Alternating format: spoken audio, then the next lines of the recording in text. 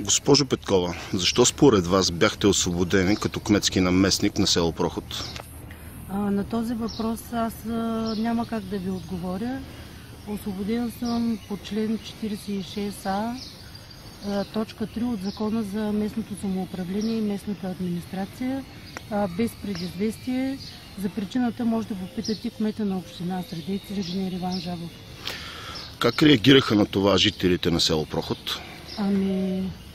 Реакцията на жителите твърдо и категорично искат да знаят причината, поради която съм освободена. Все пак съм работила 3 години и 8 месеца.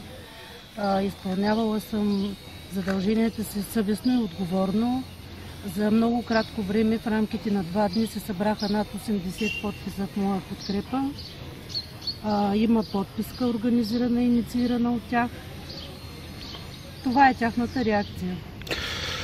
Подозирате ли външно влияние, което е формирало решението на кмета, или е еднолично негово? Да, подозирам такова влияние, но нямам право да говоря за това. Нека той най-добре информира хората за какво всъщност става въпрос.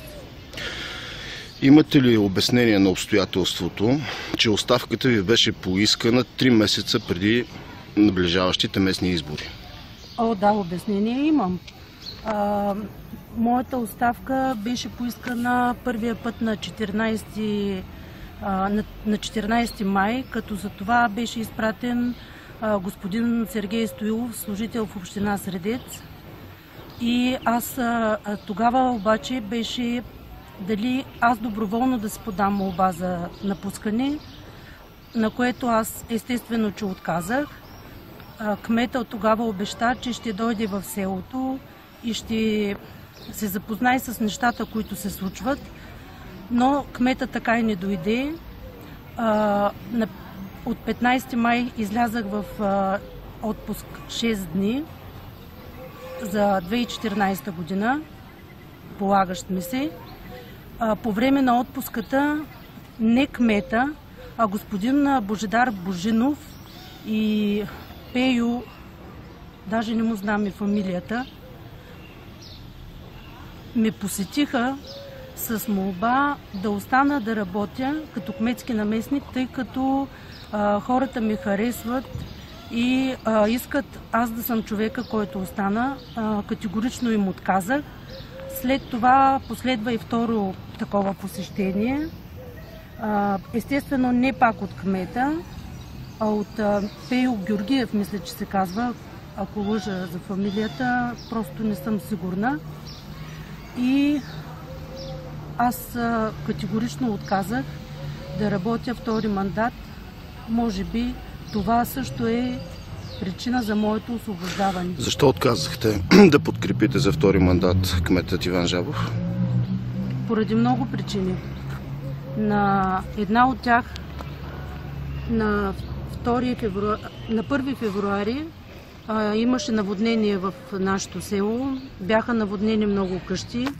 Кмета не намери време да дойде и да посети хората. За сметка на това тогава имаше представяне на община Средец в парламента, когато хората бяха наводнени и бяха издавани много животни.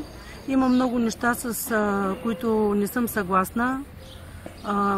Едно от тях е лошото състояние на пътя, за което миналата година инициирахме подписка и събрахме 500 подписа в подкрепа на това, че е невъзможно 10 км да се пътуват за 30 минути от Проход, това е нашето населено място, до Средец.